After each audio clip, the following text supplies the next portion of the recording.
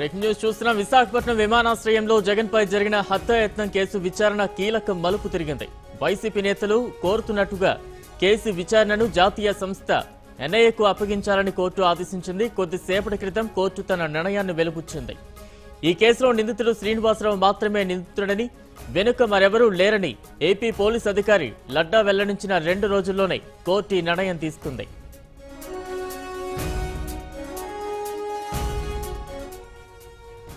YCP legal cell తరపున కోర్టులో విచారణను జాతీయ సంస్థకు అప్పగించాలని పిటిషన్ దాఖలైంది. కాగా ఈ కేసును విమానయాన చట్టాల ప్రకారం రిజిస్టర్ చేసి సెక్షన్ 3A కింద నమోదు చేయాలన్న వారి అభ్యర్థనను కోర్టు అంగీకరించింది.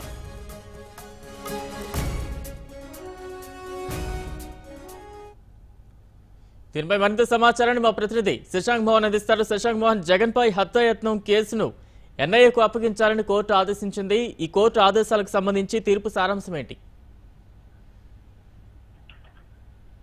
బలరాం, జగన్ మొదటి నుంచి కూడా అసలు కేసు నమోదు చేయడానికి, ఫిర్యాదు చేయడానికి కూడా తిరస్కరిస్తూ వచ్చారు. ఎందుకంటే తనకు ఏపీ పోలీసుల మీద నమ్మకం లేదు, ఇదంతా కూడా రాజకీయంగా జరుగుతుంది అన్న ఆరోపణ ఆయన చేస్తూ వచ్చారు. అందుకనే ఆయన కోర్టుకు కూడా వెళ్లారు. కోర్టులో కూడా ఇప్పుడు ఆయనకు అనుకూలంగా తీర్పు వచ్చినట్లుగానే మనం భావించాల్సి ఉంటుంది.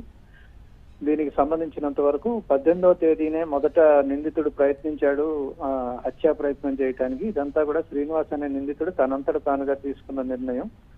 అప్పుడు వీలు కాకపోవడంతో ఆ తరువాత వారం ఈ హత్యా ప్రయత్నం చేశాడు. 5 మిల్లీమీటర్ల చిన్న గాయం మాత్రమే చేశాడు. ఆ తర్వాత డాక్టర్లు విషం ఉందేమో చూడటానికి పెద్ద గాయంగా దాన్ని కట్ చేసి చూసి కుట్లేయటం వల్ల పెద్ద గాయం అయింది అంటే వివరాలన్నీ ఇక్కడ పోలీసు దర్యాప్తు సంస్థకు సంబంధించి సిపి లడ్డా మొన్ననే హడావిడిగా ఏర్పాటు చేసిన విలేకరుల సమావేశంలో చెప్పడంతోనే ఈ కేసులో ఏదో మలుపు రాబోతోంది అన్నది ఊహించారు. ఆ ప్రకారంగానే ఇప్పుడు ఎన్ఐఏకి, నేషనల్ ఇన్వెస్టిగేషన్ ఏజెన్సీకి ఈ కేసును అప్పచెప్పారు.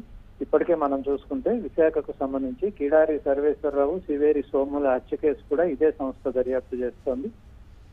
ప్రధానంగా హైకోర్టు అభిప్రాయపడింది ఏంటంటే విమానాశ్రయం అనేది కేంద్ర సంస్థకు చెందింది, అదొక కేంద్ర సంస్థ.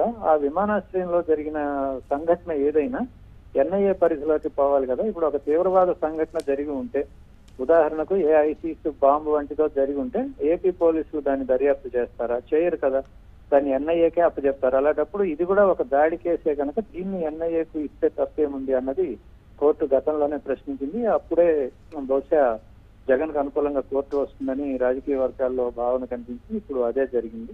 దీనివల్ల ఏమవుతుందంటే తృతీయ దర్యాప్తు సంస్థగా అప్పచెప్పాలి అని ప్రధానంగా జగన్ చెప్తూ వచ్చారు.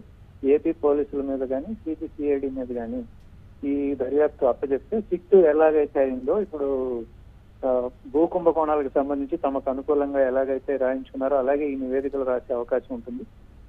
అది కాక సంఘటన జరగగానే డీజీపీ ప్రెస్ మీట్ పెట్టడం ఏంటి, ఇదంతా కూడా జగన్ అభిమానే చేశాడు అనటం ఏంటి, ఇదంతా చూస్తుంటే రాజకీయంగా దీన్ని మలుపులు తిప్పుతారు కనుక నాకు పోలీసుల మీద నమ్మకం లేదు అంటూ చెప్పారు. ఆ తర్వాత పోలీసులు జగన్ కు సంబంధించిన చొక్కాను, రక్తం మరకలతో ఉన్న చొక్కాను అప్పజెప్పమన్నా కూడా జగన్ తాలూకా లాయర్లు దాన్ని కోర్టుకు అప్పజెప్పి ఒకవేళ ఇది మీ వద్ద సేఫ్ కస్టడీలో ఉంచండి, కేసు హైకోర్టులో ఉంది కనుక హైకోర్టు తీర్పు కనుక ఏపీ పోలీసులు సిట్టు ద్వారా దీన్ని కొనసాగించవచ్చు అంటే అప్పుడు మీరు ఇవ్వండి, లేదంటే మీ దగ్గర ఉంచండి అన్నారు. అంటే అంతగా తమకు నమ్మకం లేదని వారు పదే చెప్తూ వచ్చారు.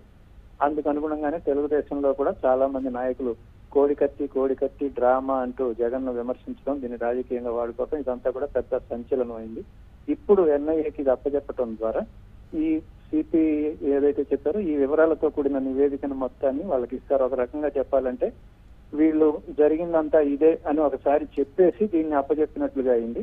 రేపు ఒకవేళ ఎన్ఐఏలో ఏదైనా తేడాగా విచారణ జరిగితే మళ్ళీ రాజకీయంగా కూడా ఇదంతా కేంద్రంతో కుమ్మక్కై జగన్ చేశాడు అని చెప్పుకోవడానికి అవకాశం ఉంటుందని కూడా రాజకీయ వర్గాల్లో ముఖ్యంగా వైకాపాలో వినిపిస్తున్న అంశం. ఏదేమైనప్పటికీ ఇప్పుడు ఎన్ఐఏ వీటన్నింటినీ స్వీకరించి మళ్ళీ విచారణ జరపాల్సి ఉంటుంది. జరిపినప్పుడు ముందుగా సిఐఎస్ఎఫ్ పోలీస్ ఎయిర్పోర్ట్ లో ముందుగా ఎవరినైతే జగన్ దాడి చేసిన నిందితుడిని అదుపులోకి తీసుకుని విచారించి తర్వాత పోలీసులకు అప్పచెప్పారో వారిని, ఎయిర్పోర్ట్ పోలీసుల్ని, అప్పుడు జగన్ కూడా విచారణకు హాజరయ్యే అవకాశం ఉంటుంది. మొత్తం మీద ఈ కేసు ఒక కొలిక్కి వచ్చే అవకాశం ఇప్పుడు కనిపిస్తోంది. Balaram. Right, thank you Shashank Mohan.